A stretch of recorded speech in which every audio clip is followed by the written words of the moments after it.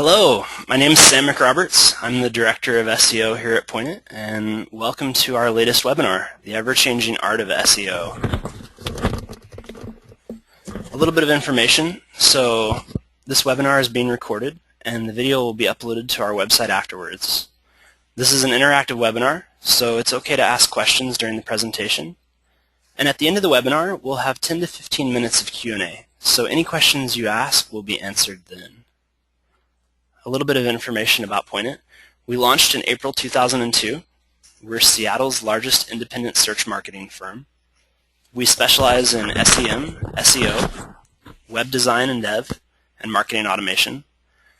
We manage around $30 million a year in paid media spend, and we service clients across all verticals and revenue models. So without further ado, what is SEO? A lot of people think SEOs are somewhere between sorcerers and charlatans, and that mindset is totally off the mark.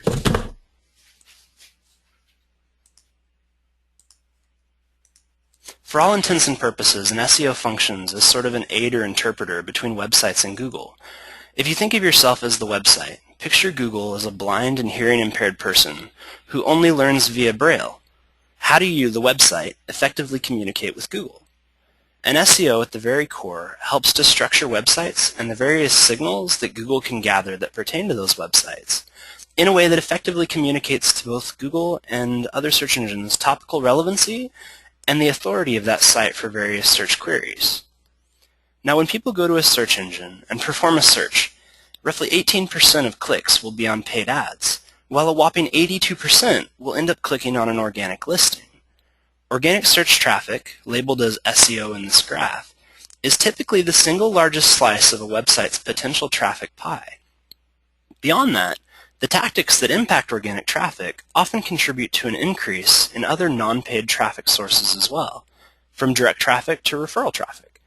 In most cases, organic search traffic also converts at a higher rate and tends to have a higher average order value than traffic from most other sources.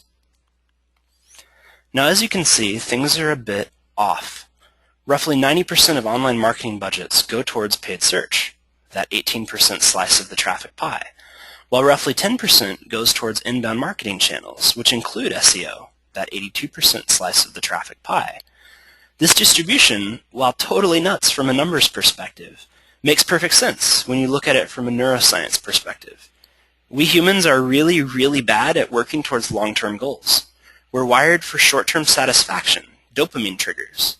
At the same time, we're also inherently risk-averse, and so we tend to put money into things that will probably deliver acceptable short-term wins, rather than putting money into long-term moonshots, even if the outcome could be 10 times greater. Now, I'm a huge fan of Warren Buffett, primarily because he has a long-term approach to investing. Sharp guy. And his approach, this long-term mindset, is critical to understand. You can't approach SEO as if it were paid search or any other form of marketing that's expected to have a short-term ROI. If you need, for whatever reason, to put your marketing budget into short-term ROI activities, then SEO is not for you. If, however, you're willing to play the long-term game, willing to take risks now so that you can potentially completely dominate your competition down the road, then perhaps SEO is right for you. To get started, though, you need to understand the ranking algorithm. Now, we talked a bit earlier about how SEOs are functionally interpreters, helping websites to effectively communicate with search engines. Well, a core part of an SEO's job is understanding the language that search engines use, and that language is embodied in the search algorithm. Search engines gather data through crawlers, bits of code that crawl the web link to link and gather data. That data is stored and analyzed in massive server farms, and then processed with an algorithm that's designed for one thing, to provide searchers with the best possible search results, regardless of what they search for. Now, to do this, Google analyzes thousands of data points across trillions of web pages, and then queries all of that information and delivers you a search result in a fraction of a second, billions of times every month. This is incredible. And so SEOs, we set about testing and tweaking and observing websites and rankings and traffic in an effort to determine exactly which factors Google's algorithm takes into account. I sat down once and attempted to create a list of every ranking factor that I thought search engines might be considering. I got to 223 things before I went brain dead, and this was years ago. It's safe to say that there are likely many hundreds, if not thousands, of weighted signals that Google considers when determining which website should rank for what keyword, and this list changes all the time. Now, if you ever wonder why SEO is so expensive, this is your answer. The only thing in life that's certain are death, taxes, and Google algorithm updates. Google changes things constantly. Every day, millions of little micro-tests are taking place on search result pages on Google. The order of results for a certain keyword change. The features that show up in that search result change. Knowledge graph, maps, etc. There are tons and tons of variations. Now, Google is a staunch believer in testing, and they literally run tests constantly in an effort to improve their search result. Now, out of all the tests that Google runs, only a portion of those lead to actual changes to their algorithm, maybe 500 to 1,000 per year, give or take. And of those changes, only a small number have a major impact on the workings of SEO, perhaps a dozen or so, depending on the year. Now, any SEO worth their salt spends a good chunk of each day just reading and researching so they can stay up on the latest changes that Google's making. In some ways, you could think of an SEO like a doctor or a lawyer, each of which work in fields where constant changes due to research, innovation, and case law require ongoing study just to stay up to date on the right way to do things. If you're not constantly studying and learning what's changed, you'll quickly fall behind, and that can have serious consequences. Now, the last 3 years in SEO have been ridiculous. The pace of changes targeting SEO-related elements has increased vastly in this time period. While many hundreds, if not thousands, of changes have been made in that time period, there are a few main algorithm updates and a dialed-up ranking factor and a change to data access that have had the most impact on the efficacy of SEO. The first update is Panda. So I actually did a webinar on this, and the link to that webinar is at the bottom of this slide. This update was aimed primarily at thin and duplicate content, though it also had elements that impacted sites that were deemed to have a poor user experience. Now you see, Google wants to show not only the best possible result for any search query, but a variety of different results. Now Google was faced with a number of queries, super high search volume, that returned results where almost everything was the same, due primarily to duplicate content, coming from things like manufacturer product descriptions, scraped content, scraped blog posts, things like that.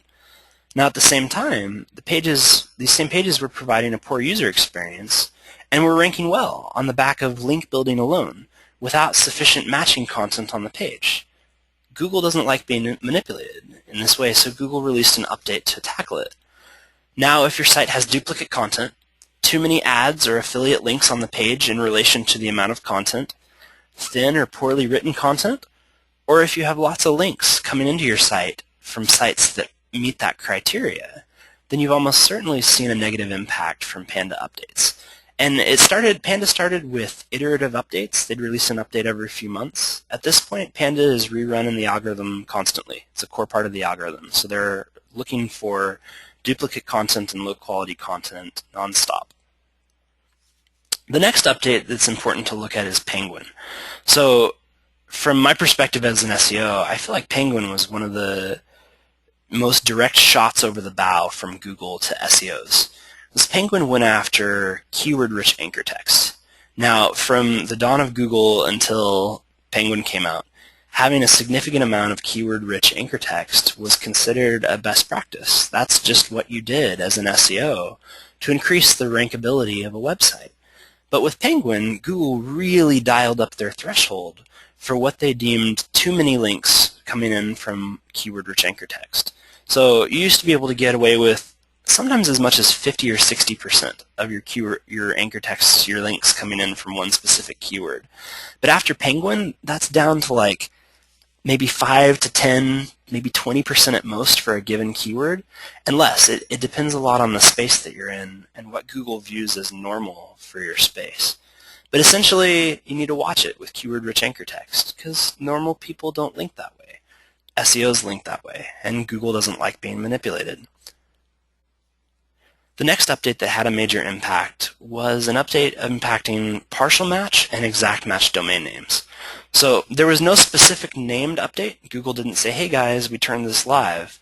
But there were major algorithm changes that impacted these metrics that happened in April and June of 2013, respectively. Now, once upon a time, having a keyword-rich domain name was one of the best ways to rank well for competitive keywords. In fact, this factor led to some crazy expensive sales of keyword-rich domain names. SEO.com is actually a famous one. They traded the majority stake in their company just to acquire that domain name. Bit crazy. So, partial match domains are domains where part of the domain name is a target keyword. So bestgolflessons.com would be an example. An exact match domain is a domain where the entire domain is a keyword. So golf.com or business.com. If you have an existing high-quality brand built on a partial or exact match domain, you're probably fine. In and of themselves, they're not a bad thing. But if you have a low to average quality site built on one of those domains, or if you're considering launching on one of these domains, you might want to think twice. They no longer have the positive impact that they used to. Now, again, they're not inherently bad by any means. They just no longer have that significant impact on rankability. The next thing that changed, and this one isn't directly an algorithm-related change, but it really does impact the way that SEO is done, is not provided.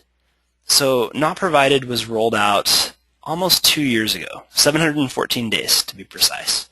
Google implemented not provided for what they claimed were privacy reasons. They also claimed at the same time that it wouldn't impact more than 10% of queries. Right. Not provided essentially means that if somebody searches from Google, you no longer get that keyword data in analytics. When it was originally turned live, it was only if somebody searched on Google while they were logged in or from a secure search browser. But with Google's latest update, happened in the last few days, not provided is now really accelerating. We're expecting it to hit 100% in the not too distant future. And as you can see here, it's already at almost 80%. So essentially, if somebody goes to Google and searches for a keyword and clicks on your organic listing, you don't get to see what keyword that was anymore. So what does this mean? It means you can no longer provide conversion attribution or behavior at the organic keyword level. You can no longer say keyword X drove 45 visits and 6 conversions from Google over the last 30 days. That data is gone, and you can't get it back by any means. Now, some people have attempted to find workarounds, and you can get pieces of the data from Webmaster Tools or AdWords if you're running either of those. But the sad fact is that this exact data, being able to attribute behavior to an organic keyword, is gone, and we aren't going to get it back unless Google chooses to give it back. Google, for all intents and purposes, has waged a war on SEO. But not all SEOs, primarily gray and black hat. Google doesn't like being manipulated, particularly when that manipulation decreases the quality of their search results. So a few years back, Google realized that the overall quality of their search results was decreasing, thanks in large part to SEOs and spammers manipulating things. The SERPs were full of crappy AdSense sites, affiliate sites, sites loaded with other types of ads, and overall just a generally low quality of site. Google doesn't like this. It impacts their revenue. So now inherently, Google likes white hat SEOs because a white hat SEO is trying to make the web a better place. They're not looking to manipulate Google as much as they're just trying to help Google understand the core purpose and topics of a website. They're all about quality and making websites worthy of ranking. Unfortunately, pure white hat SEO is time-consuming and expensive, and far too many website owners are impatient. Thus, the majority of SEOs out there fairly fall into gray and black hat categories. The issue is, gray and black hat tactics, anything designed to manipulate where you rank, are much more likely to get your site penalized, and Google's been going after these things hardcore. So these are not the SEOs you're looking for, the gray and black hats, or at least probably not. The thing is, both gray and black hat SEOs still have their place. You can still manipulate Google, and there are certain niches, pills, porn, and poker being the most famous, where the only way to rank well in a reasonable time frame is to cheat the system. And in these spaces, a top ranking can be worth literally hundreds of thousands of dollars per day. So when you're talking about returns like that, and you're not interested in long-term tactics, then by all means, you do what it takes to win within the bounds of legality. But for any business that hopes to stand the test of time, who doesn't want to change domain names constantly, who wants to build a real brand, stick with the white hat stuff. Now, once upon a time, SEO was a nice little silo. It was insulated from most other facets of marketing. And an SEO at that time, as long as you had direct access to a website, could get any site ranking for just about any keyword without having to involve people in other departments. No longer. The various marketing elements that can directly impact SEO are so many and varied that you just can't do SEO in a silo any longer.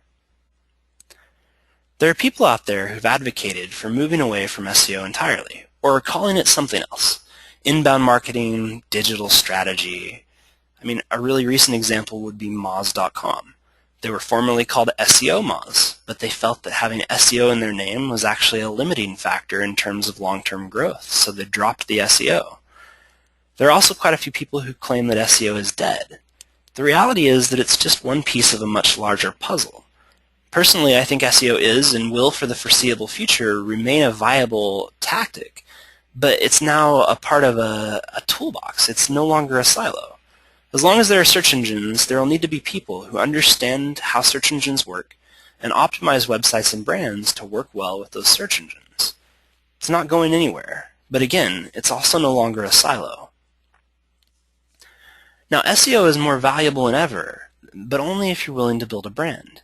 If it's done correctly, it can be great, but if it's done incorrectly, it can cost you your organic search presence. I've literally seen businesses fold from bad SEO. But only because they were over-dependent on a single channel. Now, SEO is not a panacea. You should never put all your eggs in one basket. And if an enormous slice of your revenue is generated from organic traffic, that puts your business in a really unstable condition.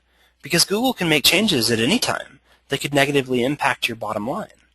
Now, personally, I don't think that any company should get more than 5 to 10% of their revenue, maybe 20% if you're feeling risky, from any single channel. Particularly channels that aren't entirely in your control, and organic traffic is not. SEO is still incredibly valuable, but it's a more risky, longer-term channel. Now, if you're willing to invest in it, it can provide absolutely massive returns. But there are big risks that go with those big rewards, and it's important to understand SEO, where it is today, and where it's going, how it's changing, before you dive in and take that risk. So I like to tell people now, you need to brand or die.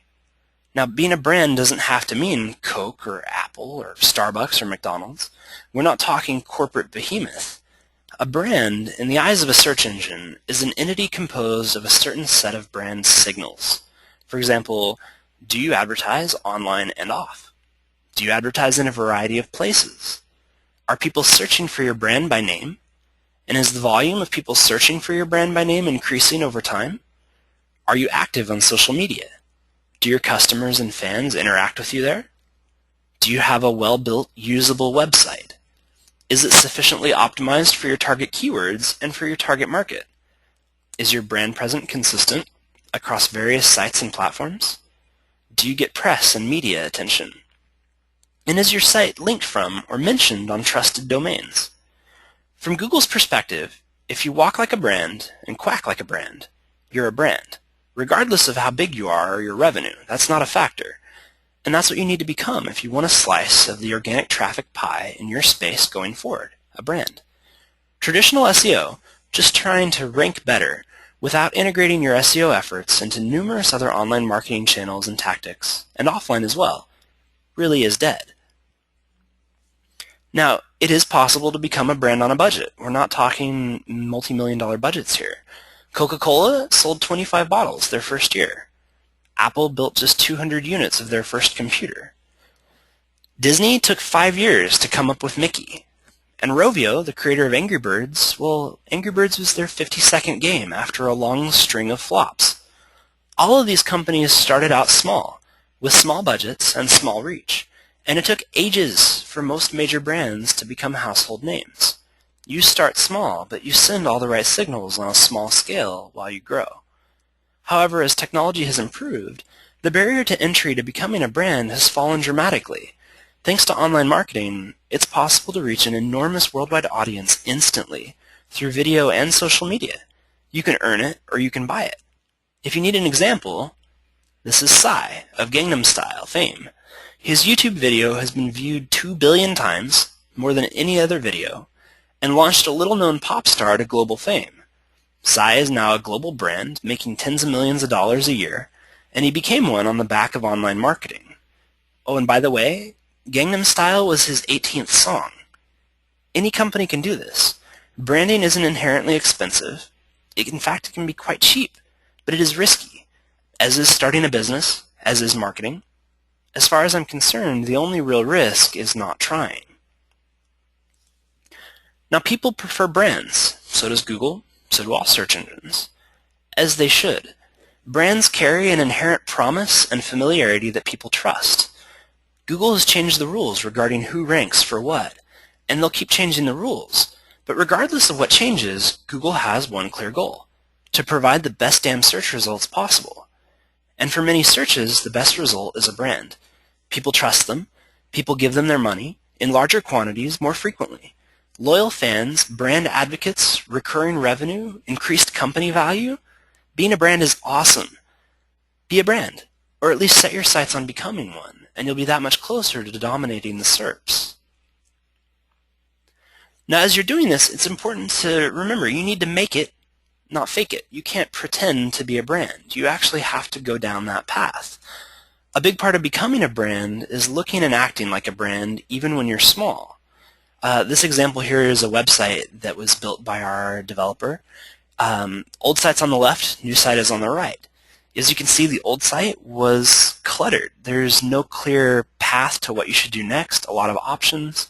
The new site is much more clean, much more current, and gives you a handful of very specific options. Now, a big part of becoming a brand is looking and acting like it, even if you're small. And as an SEO, whenever I'm analyzing a potential new client, I start by looking at their website, and I ask myself a very simple question. If I was a potential customer searching for what this site offers, and I landed on this website, would I be happy that I landed there, or would I click the back button and look elsewhere? And if I felt like I'd click the back button and leave, then this site probably doesn't deserve to rank. And I probably can't help that site to rank well, unless they agree to make themselves worthy of ranking better. On the flip side, I'd consider it an absolute privilege to help a site that deserves to rank better, rank better. I feel like I'm doing their potential customers a service by making this great company more visible. I love the web, and I spend a huge chunk of my life on it, and I like making it a better place. I've always kind of liked the phrase, don't poop in your nest. Google shares this sentiment. They want the best possible search results for any given query to rank in the #1 position. So if you make your site the best, most relevant search result, you win. Make it, don't fake it, and you can get that #1 spot. You can earn it.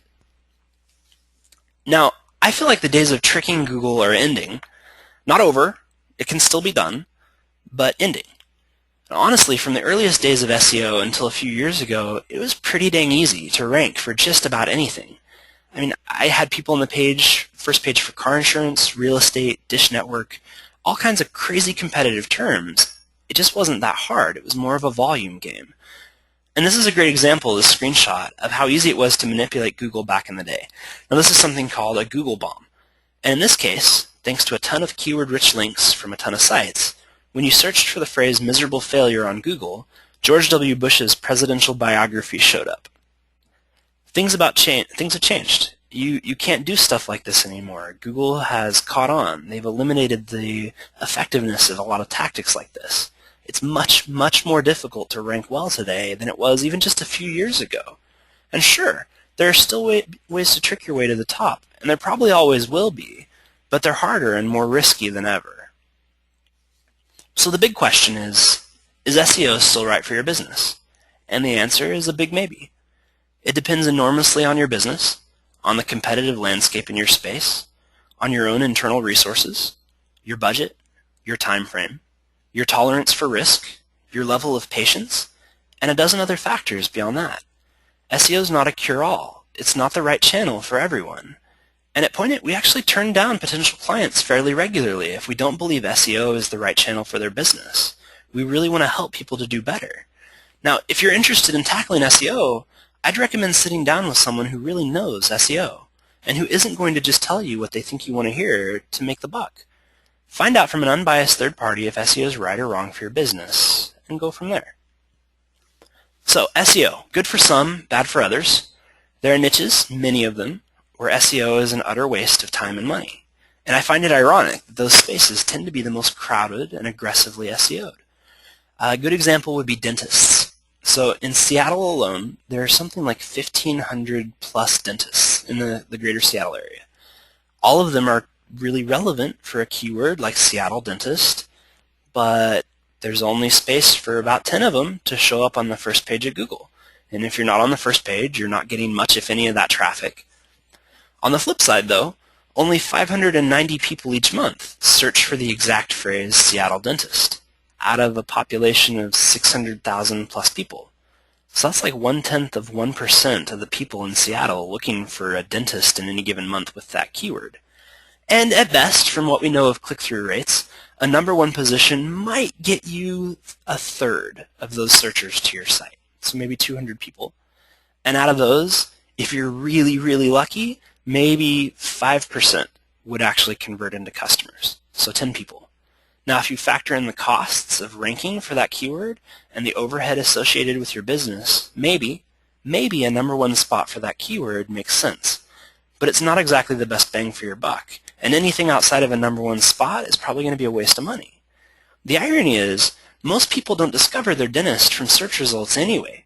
They see who their insurance covers, and who their insurance covers that's close to their home or work, and then they check with their friends or family to see if they recommend any of those people, and then they check and see how well they're reviewed on sites like Yelp. They're not just going to Google, searching for a dentist, and signing up with the number one ranking dentist. They hunt around, and there are a lot of other factors that come into play. And yet, tons and tons of dentists in Seattle and everywhere else are paying hundreds, if not thousands of dollars every month to try and rank well for these keywords. You need to know if your space is worth going after from an SEO perspective, and if you're a dentist, the answer is probably no. So setting expectations is key. SEO is not fast. If you're looking for amazing results tomorrow, or in a week, or in a month, or even in a few months, then SEO is probably not the right tactic for you. In some spaces, you can see reasonable SEO success in 3 to 6 months, but there are numerous factors to take into account, like what website is being optimized? How long has it been around? What does its link profile and authority look like? Does it rank already for anything? The ranking competition in that space, like who ranks better than you and who do you have to beat? The budget available to go after that segment, and the resources available from a development perspective. And there are other factors as well. For a new player entering a competitive space, it could literally take years to rank well for a single competitive keyword phrase. It's all relative, and you need to have this conversation with your SEO right at the onset. If your expectations and the reality of the situation don't mesh, then SEO might not be right for you. But it might be great, and you need to look at it from this perspective to determine if it's right or wrong. So, to help in making these sorts of determinations, you need to know your KPIs. Every business has these, key performance indicators. Whatever yours happens to be, you need to know them well, and understand how they connect to and are impacted by SEO efforts. And it could be conversion rate data, average order values, lifetime value of a customer, retention rates, profit margins. There are a lot of different things that could be your most important KPI. But essentially, you need to understand how all of these things connect. So I'll give you an example.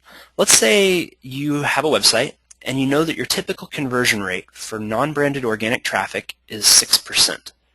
And that your average order value from that channel is $204, and that 25% of your customers return and purchase again an average of 2.3 times, and that your profit margin is 30%. You can take this awesome data and figure out if SEO makes financial sense for your business. And with numbers like those, it would probably make a lot of sense. But if you don't look at your data, if you don't understand exactly how your business makes money and how SEO fits into that process, you could be wasting money. You need to know these numbers. And this brings up the value of analytics. So when it comes to SEO, and really online marketing in general, what you don't know can destroy your business and waste a shit ton of money in the process. Accurate data equals more accurate decisions. No data or bad data could mean bad decisions. Now, one of the greatest frustrations that I've faced as an SEO is not having access to accurate data on which to base decisions. In fact, I'd say with high confidence that 90% or more of all clients I've ever worked with have had problems with their analytics data in some way, shape, or form. And whether that's not having analytics code on every page on their site, or not having a conversion funnel configured, or having a means of conversion that isn't tracked and tied back to analytics data, such as phone calls or offline conversions, long sales cycles. Bad data, bad decisions. One of the best examples for me in this space is with call tracking data. So if somebody hits your website and there's a phone number and they can call you, if you aren't using call tracking, you have no idea how they landed on your site, why they called you, and you can't connect the pieces together. Maybe that call turns into a customer, and maybe they came in from a keyword that you've been targeting.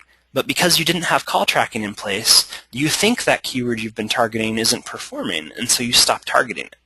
If you're not collecting all of the data for each step in your conversion funnel, you could be making some really expensive mistakes.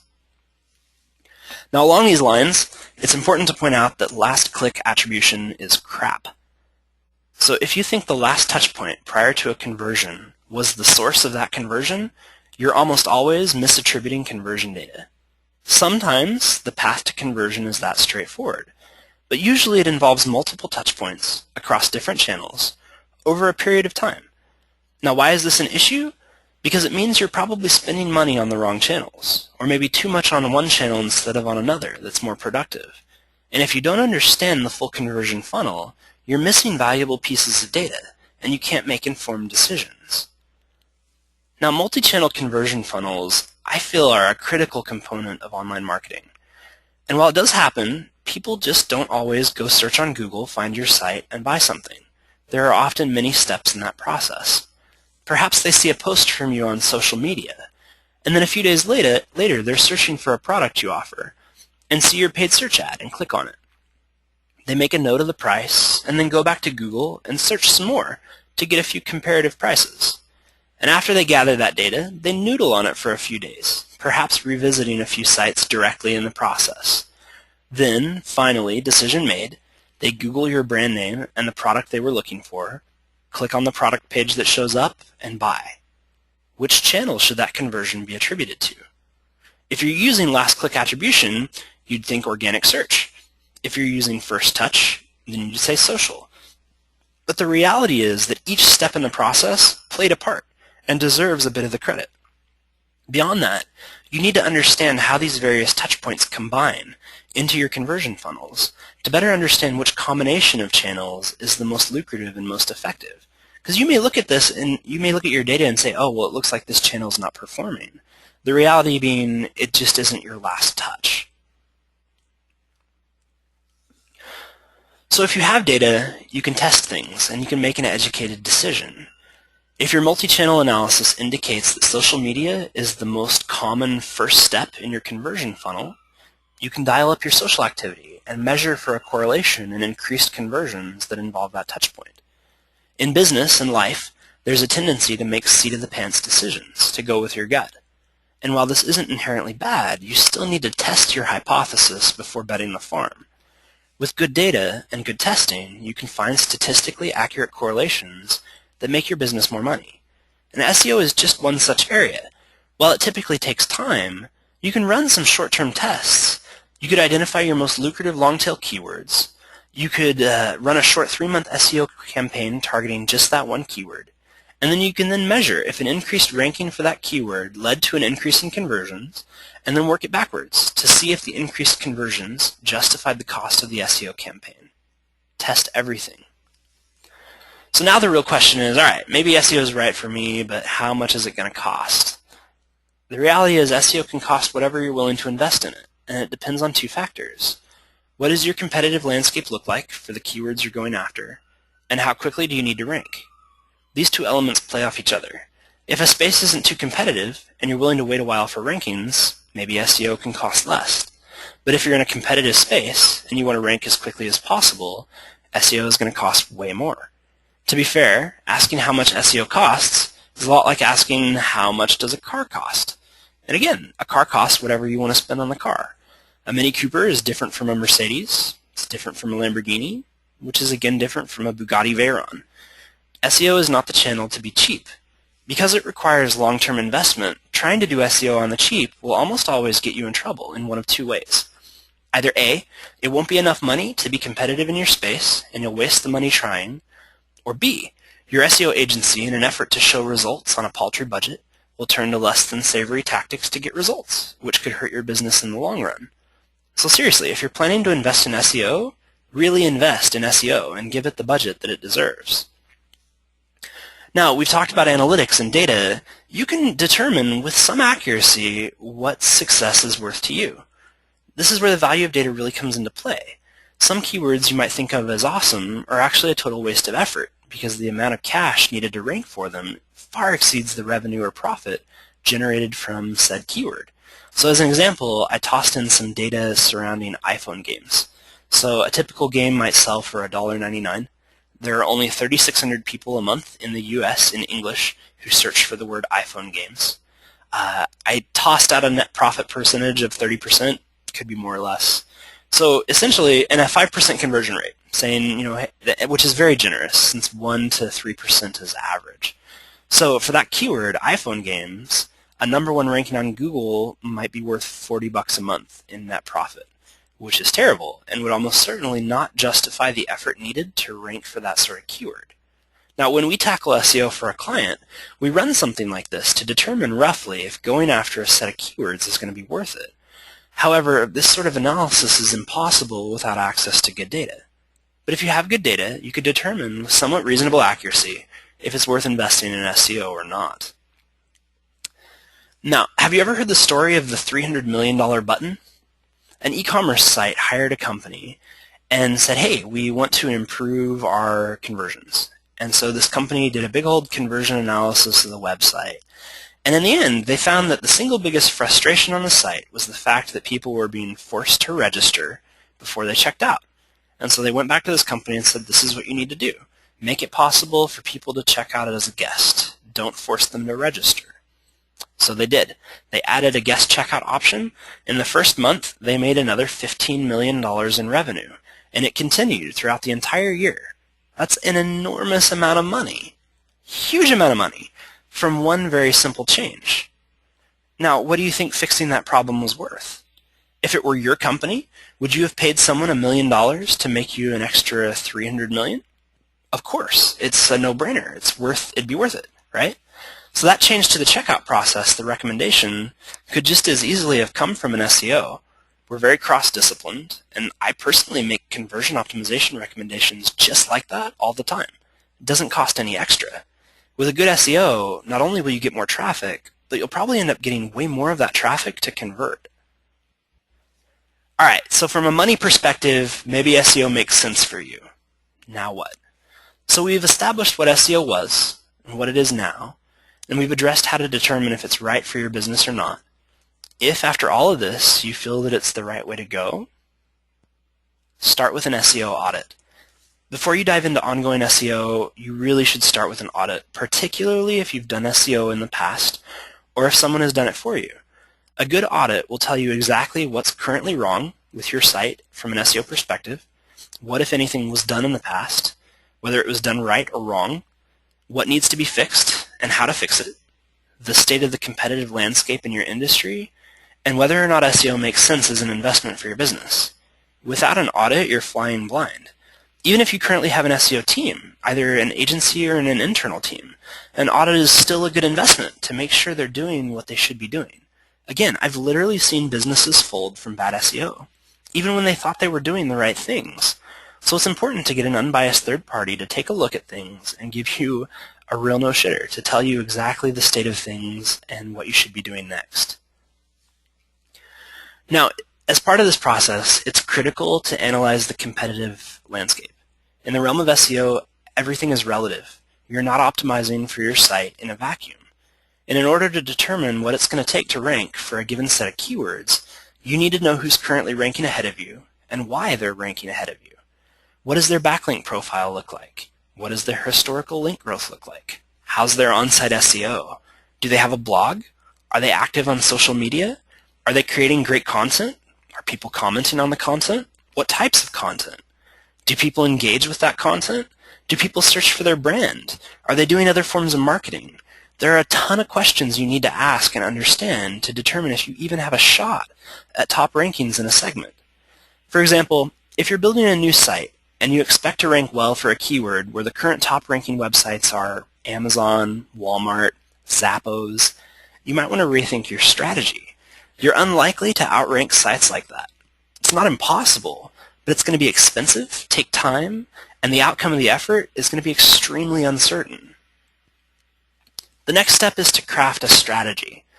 SEO isn't simple, and it has a number of dependencies across various departments. For SEO to be effective, it's going to need to be a conscious part of a number of different marketing, branding, PR, and development initiatives. An effective strategy will consider the entire organic search funnel and all of the various elements that impact that funnel, from social media and design to paid search, conversion rate optimization, copywriting, and content creation. A great strategy is the make or break factor in SEO. If you only focus on tactics, you'll end up being bitten by an algorithm update sooner or later. The next step is to make sure that you integrate. If you're going to be doing SEO, you need to get buy-in within your company. You're going to need to get buy-in from the top, and cooperation from and integration with multiple departments. If you're the only person in the company who understands the value of SEO, and you have dependencies in other departments, your effort's doomed from the start if you can't play well with each other. Before you pull in help with SEO, you need to sell it internally and get buy-in. At the very least, you're going to need one advocate at the top, and one in each department that you're going to need help from. The next step is to lay the foundation. While roughly 2/3 of Google's ranking algorithm still involves off-site signals like links and social, the first place to start is with your website. Your website is your digital hub, the foundation and end goal of all your online marketing endeavors. And because it's entirely in your control, Google has every expectation of perfection for your site. You need to get your on-site SEO, usability elements, and indexation-related issues sorted out before you do anything else. Now, there are a lot of clients who think that this is too much work and don't want to put forth the effort. If that's how you feel, do something other than SEO. The importance of on-site elements are rapidly increasing, and if Google detects dissonance between on-site SEO and off-site signals, for example, lots of great links pointing to a less than optimal page that can result in penalties. Get your house in order before anything else. Next, it's time to launch. With an audit and strategy sorted out, buy-in taken care of, and a rock-solid foundation in place, you're ready to start the ongoing portion of your SEO endeavor. Now, this effort is going to involve different departments coordinating their efforts, working together closely and without animosity to succeed. The first is social. While Google's algorithmic foundation is built on links, they don't particularly like links because they're so easy to manipulate, and so they're adopting more and more social signals. Links were never the end goal anyway, but an approximation of trust and value, endorsements, so to speak. Now, social signals are proving to be potentially better signals of endorsement than links, and Google's taken notice. There have been numerous tests, and at present Google Plus shares and Plus ones seem to correlate the highest with increased rankings. After that, you have Twitter shares, Facebook likes, and Facebook shares, and all of these things have been shown to have some positive impact. That said, there are numerous signals above and beyond shares and likes. The number of fans almost certainly plays a role, and engagement levels and overall sentiment also probably play a role. And while social has SEO value, it's important that you don't engage in social purely for SEO reasons. It's there for you to build and engage with your audience, your community, your fans, and your customers. It gives them a say, a voice, and allows them to feel closer and more connected to your brand. And that's key here, brand. A real brand has social signals, when social is where their audience is. Now, PR is not dead, far from it. In fact, the digital signals that a good PR strategy sends are some of the best brand signals you'll get from Google's perspective. Not only does it provide brand signals, but if your company is linked to from an article on an authoritative site, or even better, featured in an article, that sends a lot of trust and authority to your site, which has a positive impact from an SEO perspective. Beyond that, being mentioned or featured on an authoritative site gives you a nice trust element to add to your own website. These trust signals can help to decrease bounce rate and increase conversion rates, and that has a ton of value as well. Now, design is becoming more and more important. Great design is no longer optional. It's a massive competitive advantage and pretty much expected by users. A lot of people have tried to understand why Apple has done so well in relation to other tablet and phone makers, and it comes down largely to design. Not just physical design, but functional design as well. All things have either form, function, or both, and the products that do best have both form and function. How your website and overall brand image looks, and the consistency of it, and how easy it is to use and how helpful your website is, are all elements of design. Next is development. The code of your site is as important as the design of your site. Search engines are primarily text-based crawlers, and they crawl the code of your site. A browser translates and executes that code and presents it to users in a nice visual fashion. Now, search engines, while capable of executing some code, are primarily combing through your code in a textual way. Google dislikes poor code, coding errors, heavy code, and low text-to-code ratios.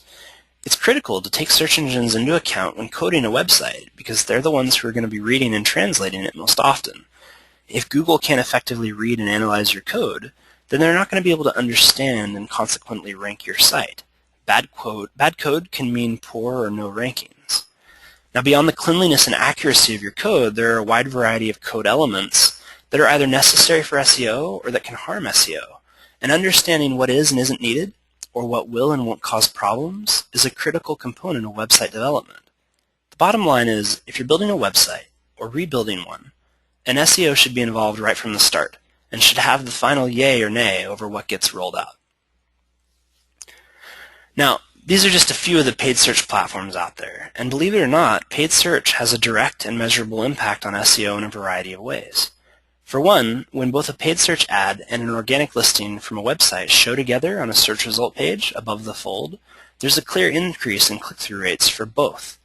Beyond that, paid search can be used to spread content that you've created, which can drive social mentions, links to your content, and more. In fact, most viral content has some sort of paid push behind it. Virality isn't accidental. Which brings us to copywriting and content creation. Great copy can make or break your site. It can also make or break your SEO. Google loves great unique content. The more the merrier. Long pages are especially well favored by Google, and pages over 2,000 words are statistically much more likely to rank well than shorter pages. They're also much more likely to be shared and linked to. Creating regular, awesome content and using clear copy to convey what you do and why a visitor is in the right place will go a long way towards not just improving your rankings, but improving your business. Last but not least, offline marketing. It's not dead. Far from it. In fact, offline advertising, TV in particular, still has a tremendous impact on purchasing decisions. At the same time, offline marketing also has a big impact on search. When you use keywords or phrases in your offline advertising that people will remember and search for later, that impacts your rankings. People searching more and more for your brand as they see your ads also impacts your rankings. You can even use geo-targeted paid search campaigns to target an area surrounding an event you're sponsoring or attending, which could tie back to an SEO-optimized landing page on your website. Or you could build out a cool puzzle, challenge, or contest on your website, and then use a billboard to encourage people to solve that puzzle or participate in the contest. Google actually did this famously for hiring developers. And not only does that increase your rankings, but it can build a ton of links.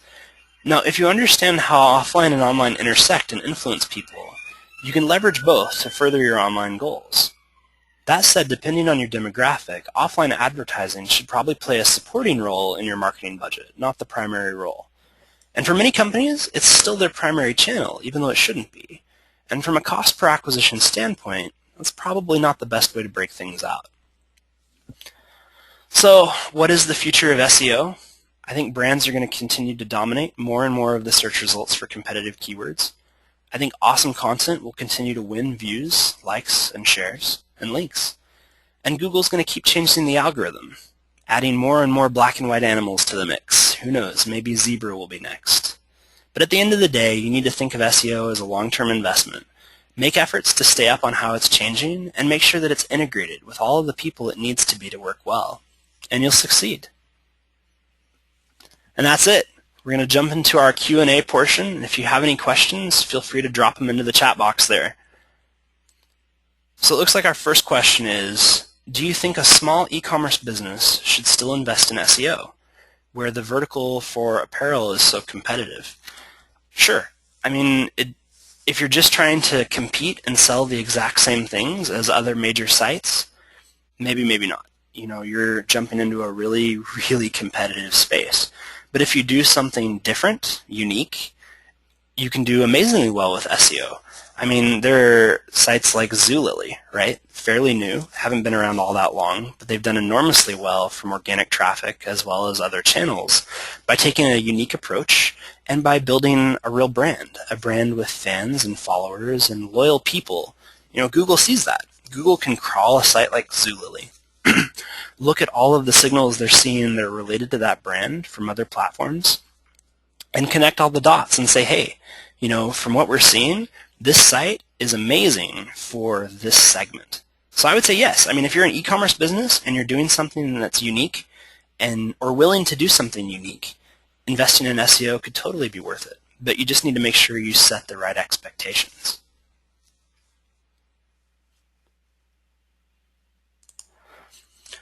I also have a lot of people ask, all right, is SEO, just in general, is SEO right for my specific business?